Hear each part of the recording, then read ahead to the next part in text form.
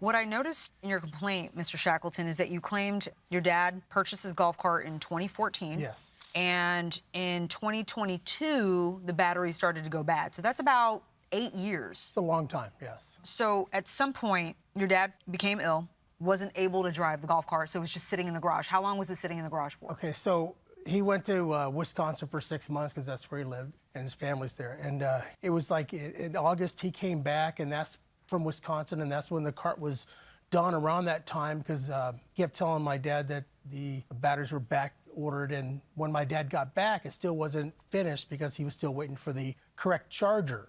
So I don't live there. So eventually when I went back, I noticed the cart was there, but I didn't drive it. I looked at it and noticed that you got to plug it in with an extension cord. And well, how long was it sitting for? September, October, November. I think it was mid-November when I actually drove it down the street and it cut out on me and just died. So like 3 months? Yeah. Does it need to be charged if it's not being used? There's two different ways on lithium batteries. When you charge, if you overcharge a lithium battery, it can ruin the cells. If you don't charge it, most of the time what I would tell his dad is just unplug it. So when it was sitting for 3 months, your suggestion was to unplug it? No, sitting for 3 months, he needed a charge. It was probably really dead. Even if you're not using it? Even if you're not using it. It's still drawing juice off the controller and the ignition and all that good stuff. So when you tried to use the golf cart after 3 months? It appeared to be fully charged. And you know this because there's an and indicator? it wasn't plugged in the entire time for 3 months in the garage.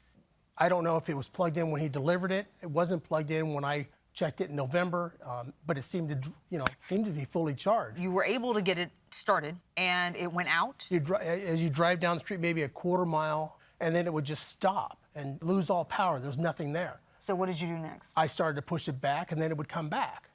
And then I just took it back to the house, and that's when my dad was still around, and I told my dad about it. He was going to contact Bill, and then my dad eventually wasn't going to talk to.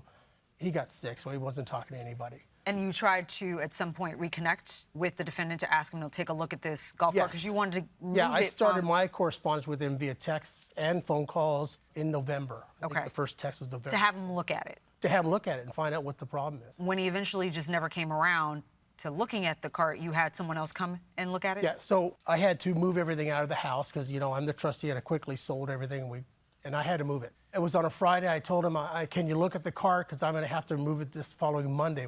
But he never replied. He never looked at the cart. And on Monday, I took the cart to my house, which is about 60 miles away. How'd you take it to your house? I rented a trailer, put it on a trailer and took it home. Okay. And then I was contacting Mr. Hargis about, well, maybe we could work something out because I just wanted to sell the cart. And the lithium batteries weren't working. I actually had a service contractor from a golf cart company come out to the house and try to tell me what the problem is with the cart.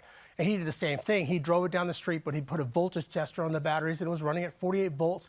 And they said as it was going down about a quarter mile, it just dropped to 9 and everything shut off. So was it the wrong batteries? I don't know that. He just said there's a short in one or both of the batteries. And Mr. Hargis, you claim that these batteries were brand new? The batteries are brand new, yes, absolutely. Did it need a charge? What could have happened, the time that it set, that he didn't use it, they could have been overcharged or they could have been undercharged. I wasn't there to find out because on lithium batteries, if you overcharge it, it can ruin the cell. But I didn't get a chance to look at it because when I was contacted, I was going in for knee replacement. So So I guess my question, when I was reading through this case, Mr. Shackleton, was why do you feel the defendant is responsible? Because it seemed like he was doing your dad as a friend, a courtesy. Yeah, but it never worked.